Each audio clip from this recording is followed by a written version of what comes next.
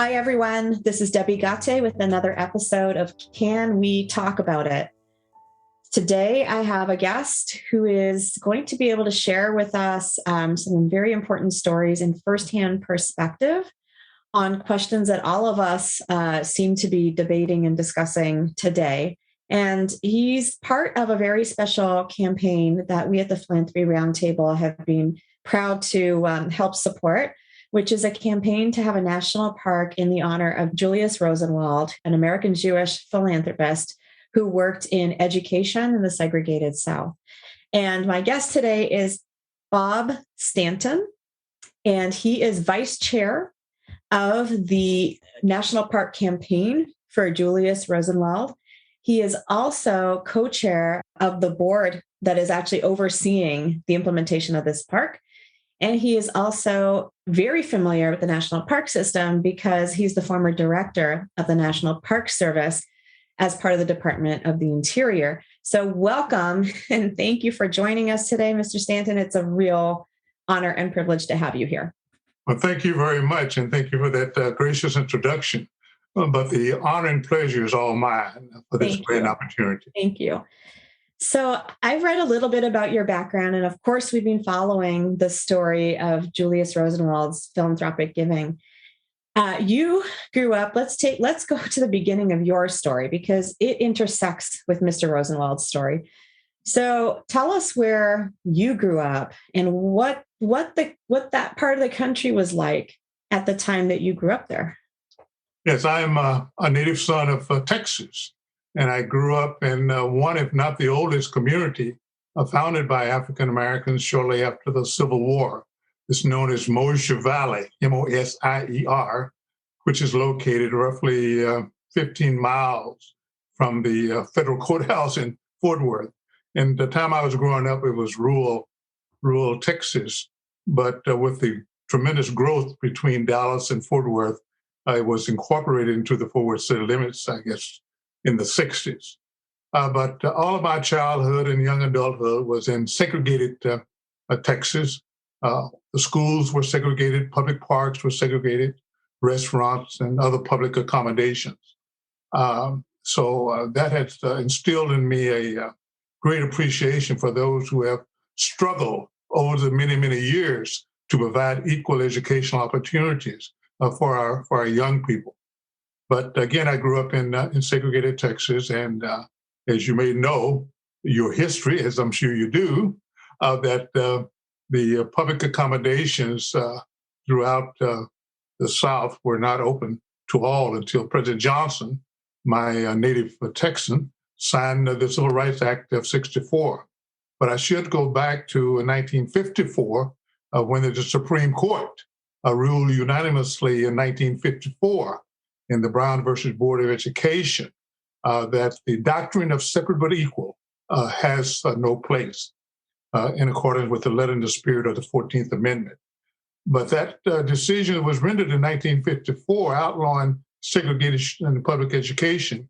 But as a people and as a nation, we were not willing to accept that.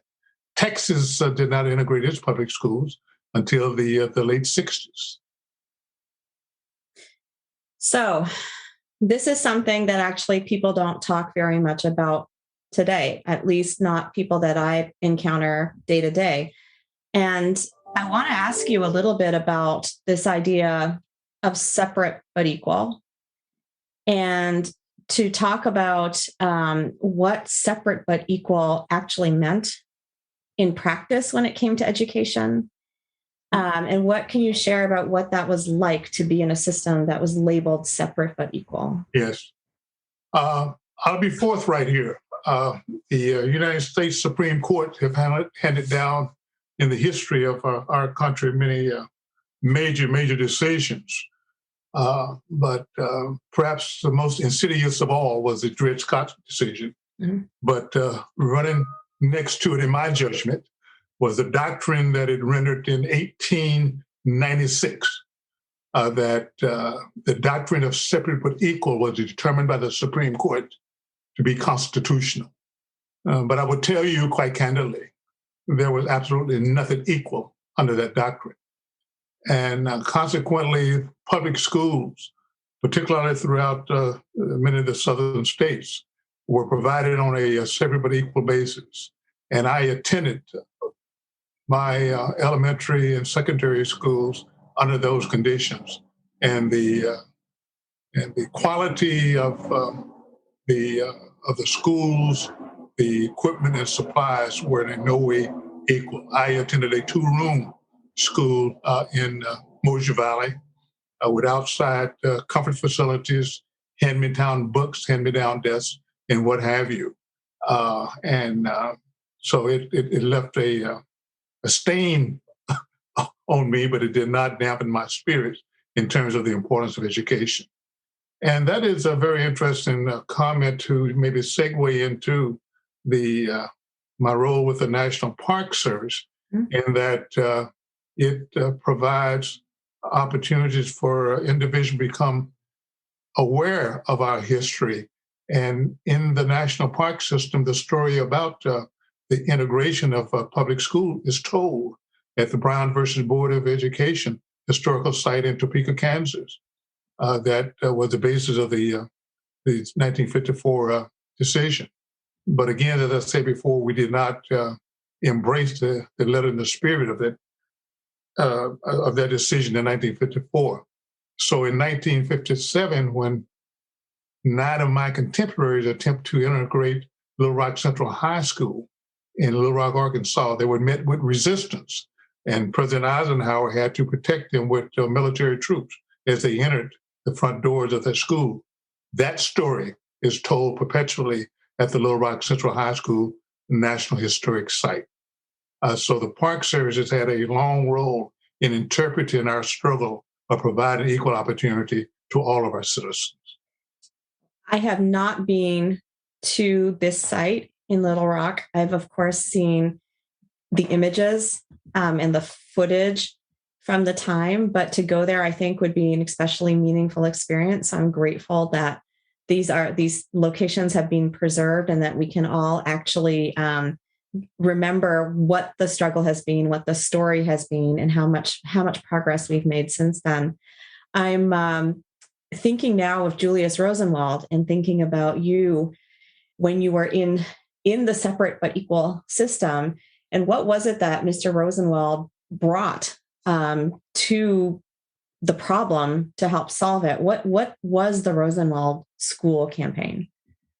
Well, I would have to say without any hesitation that the courage, the vision, and the generosity of Mr. Rosenwald, Julius Rosenwald, is a part of the American history, and it's something that should, and his story and his contribution should be told widely and fully embraced and appreciated because of his enduring legacy.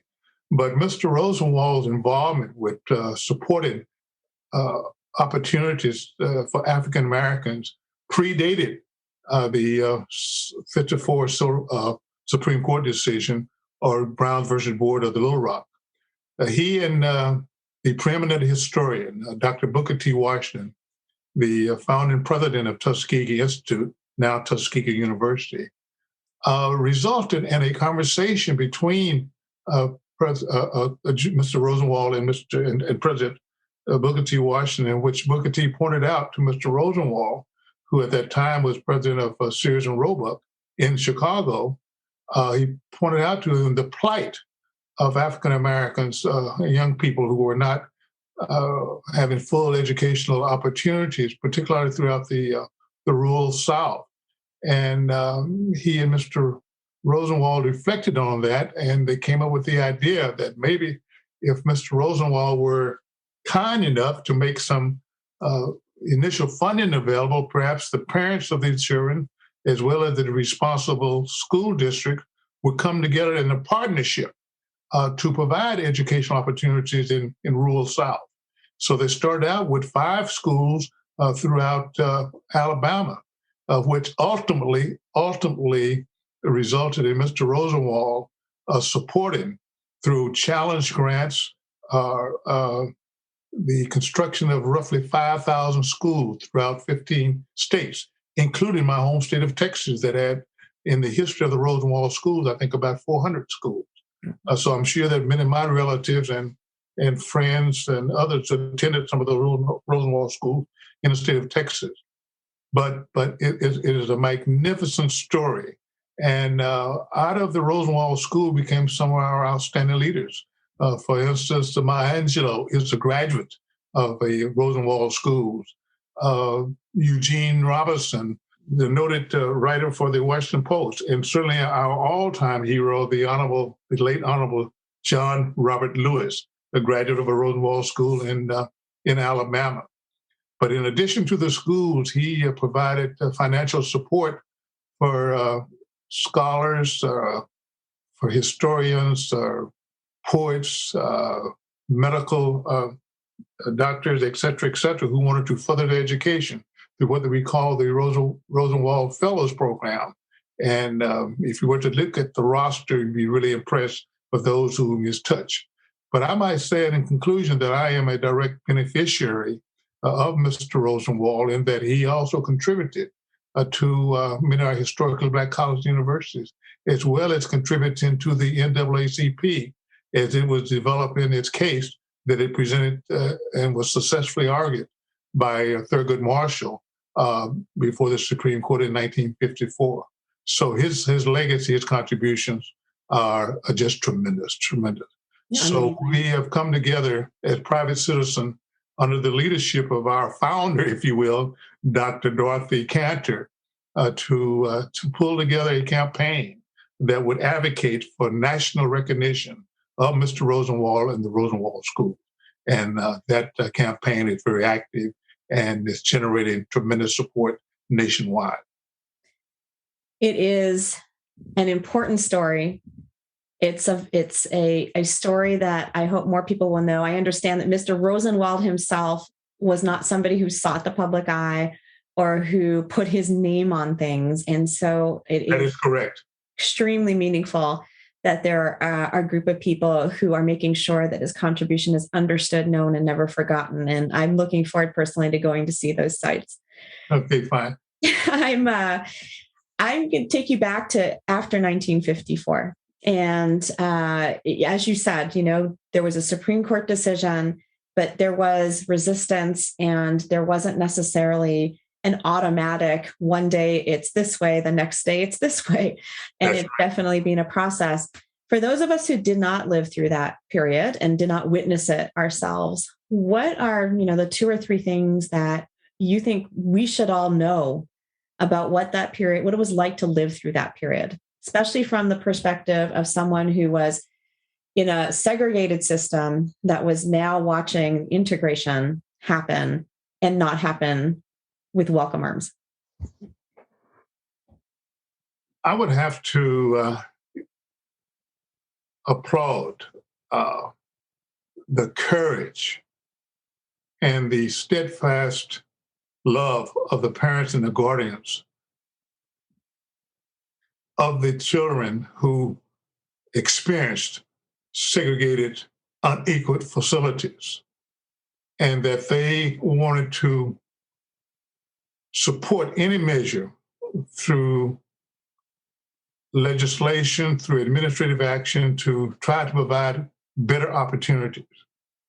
So it took courage for many of the parents to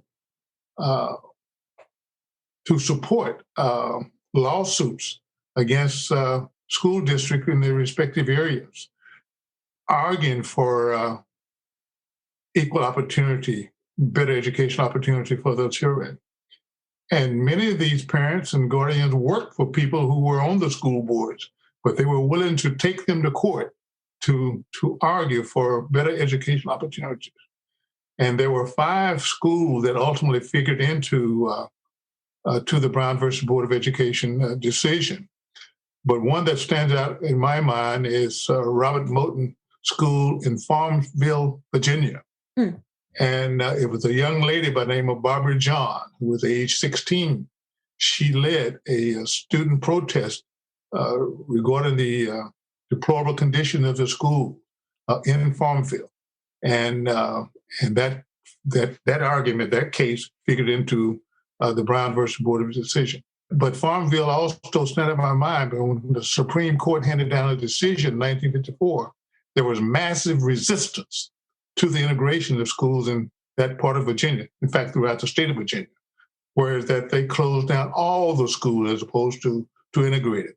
That area now is a National Historic Landmark, and Barbara John is depicted as being the leader of the school protest, and she is memorialized with a bronze statue, a group statue on the Capitol grounds in Richmond, Virginia. She is one young lady whom I wish I had the opportunity to have met, Barbara John, 16-year-old courageous leader. So there's many examples of the courage that not only the parents but the student has, that by our Constitution we deserve better educational opportunity.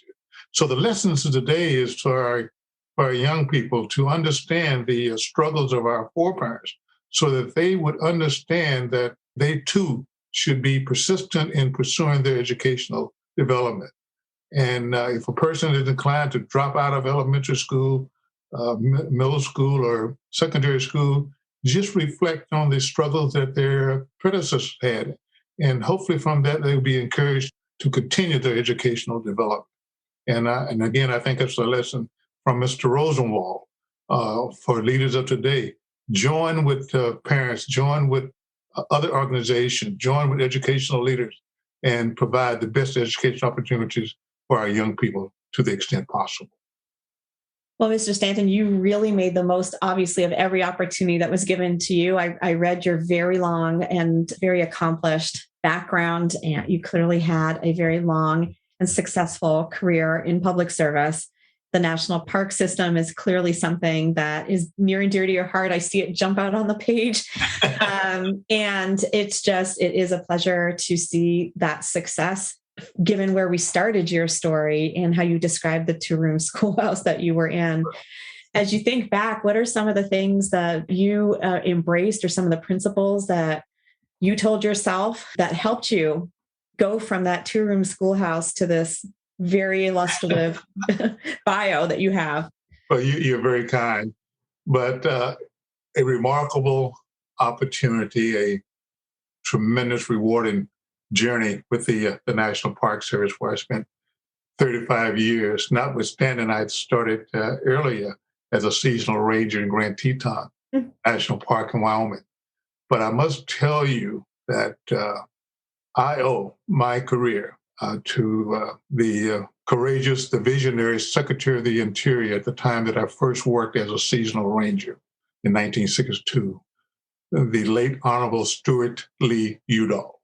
He was the secretary appointed by President John F. Kennedy, and he was retained as the Secretary of the Interior following President Kennedy's assassination, who was succeeded, as you well know, by President Johnson. So he served a full 8 years as the Secretary of the Interior. But he, too, had a great deal of courage in terms of showing leadership and vision, because when he directed that the Department of the Interior would recruit where heretofore had not recruited, at least on any substantial basis, at historically Black colleges and universities. This was in 1962, 2 years before the Civil Rights Act of 64. He said, I'm going to integrate the workforce of the National Park Service, Fish and Wildlife Service. And he did. And Stuart Udall is legendary. Just to give you some idea as to how he is revered, the same year that he passed, Congress enacted legislation unanimously supported by the House and the Senate, passed to President Obama, that would call for the designation or the naming of the U.S. Department of the Interior in the name of Stuart Lee Udall. So if you were to go to visit with the Secretary of Interior, the Honorable Holland, Haaland, Deb Holland, you would go to the Stuart Lee Udall Department of the Interior building. Wow. Okay. Well, I live in the area, so I'm going to have to look that up. Yeah. Oh, well, this has been a real pleasure to speak with you, Mr. Stanton. I just wanted to thank you for coming by today and sharing your story. I think it's important for us to listen and learn Thank you for everything you're doing to make sure that we have these stories available for us as we go forward together. Well, I want to thank you again on behalf of the Julius Roosevelt Park campaign, and thank you for this opportunity. And we will hope to be inviting you and your colleagues in a not too distant future when the President of the United States, joined by the Secretary of the Interior, whomever those people may be at the time, to cut the ribbon for the Julius Rosenwald and the Rosenwald School National Historical Park. We look forward to it. We look forward to it. We will be there. Okay, well, thank you very much. You have a good day. Okay, thank you, Cameron. Take care.